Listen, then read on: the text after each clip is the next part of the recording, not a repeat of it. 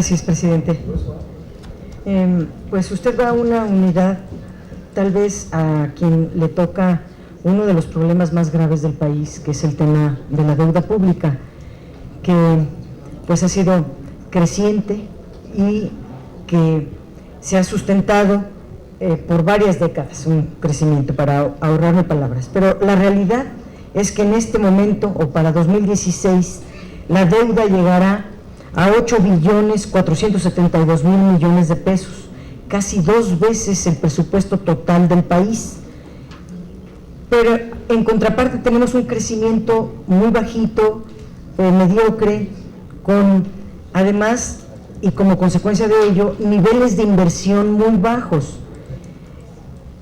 Hay un dinero importantísimo que son los remanentes del Banco de México, que ahora se decidió en la Ley de Presupuesto y Responsabilidad Hacendaria que los excedentes de estos ingresos del sector público se usaran para el pago de la deuda y no para inversión.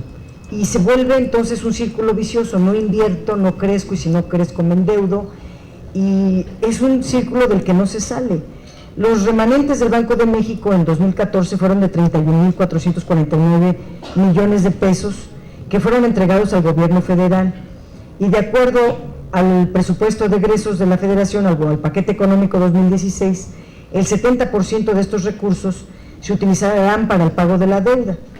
Desde nuestra óptica, los remanentes del Banco de México deberían de usarse para la formación bruta de capital fijo, para inversión en infraestructura educativa o inversión productiva que genere crecimiento, y entre mayor crecimiento pues habrá mayor ingreso.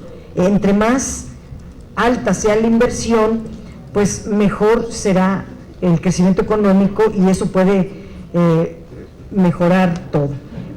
En el 2015, dada la devaluación del peso y la actividad tan intensa que ha tenido el Banco de México, se espera tener más de 185.000 millones de pesos de remanentes, que pues también irán para eso. Yo sé que usted, estando en esa área, pues le gustará mucho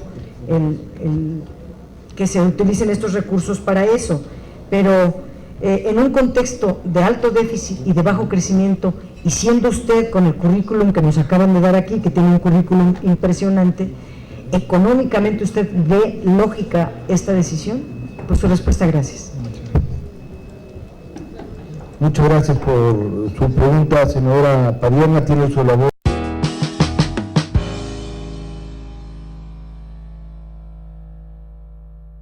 Bienvenida, señora tesorera, muchas gracias por su presencia.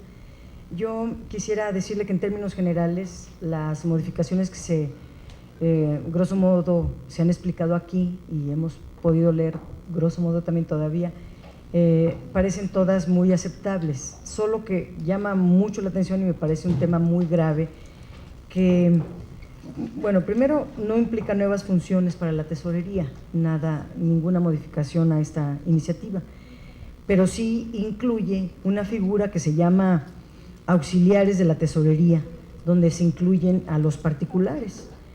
Bueno, el recurso público lo maneja el gobierno, la tesorería de la Federación, desde un quinto hasta todo. Esa es una de las facultades, funciones que nos han dado la tranquilidad de que el recurso público llega a la tesorería de la Federación. Ahora hay una nueva función en esta ley que se le da a particulares, que se van a llamar auxiliares de la tesorería. Mi pregunta sería, ¿qué función tendrán estas personas particulares en función de tesoreros auxiliares? La pregunta va porque yo he sido una de las que en este Senado ha comentado mucho, y durante un año lo estuvimos viendo en la reforma energética, que se creó una tesorería paralela de acuerdo a los diagnósticos y averiguaciones que ha hecho la Auditoría Superior de la Federación a través de PMI. Entonces pareciera que si lo dejamos así, están regularizando a particulares que manejen recursos públicos, y PMI no maneja pocos recursos públicos. Por su respuesta, muchísimas gracias.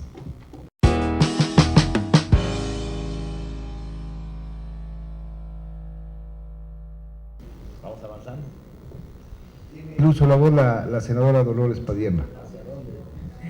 Bienvenida, muchísimas gracias por estar aquí en el Senado. Pues en términos generales, vemos en términos generales favorable las reglas con las que va a operar o está operando este consejo, que se pretende que este Consejo Nacional de Autorización Contable, pues para eliminar duplicidades y demás. Este consejo,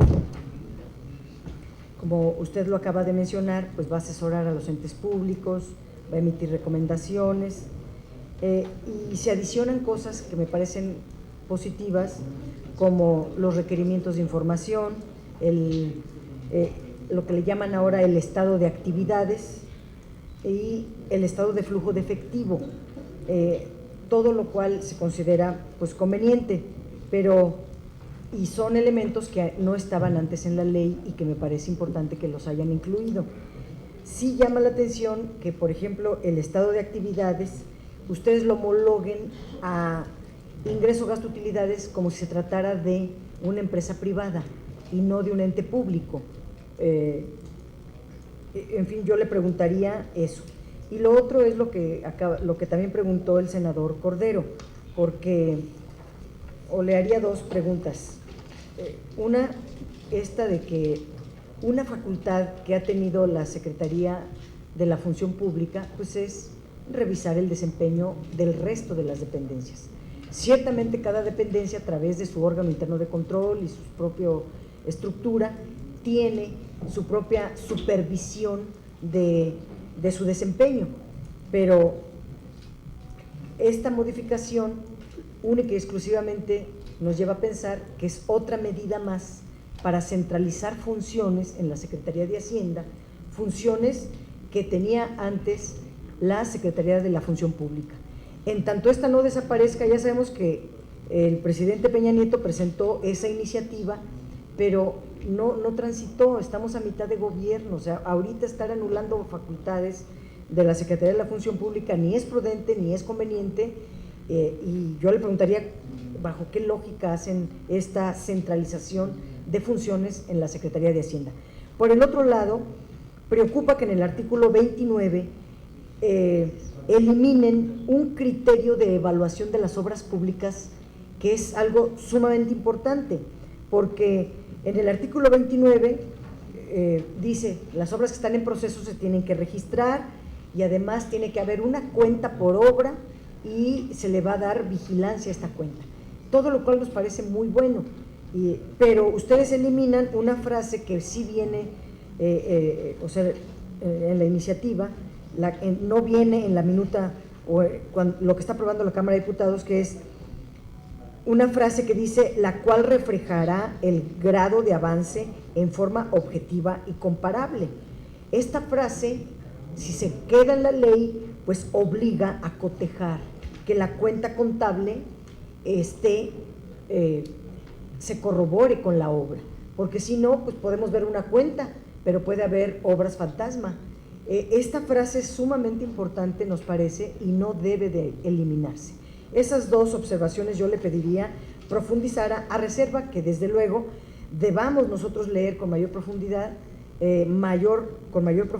esta ley, con mayor puntualidad. Por su respuesta, muchas gracias. Al contrario.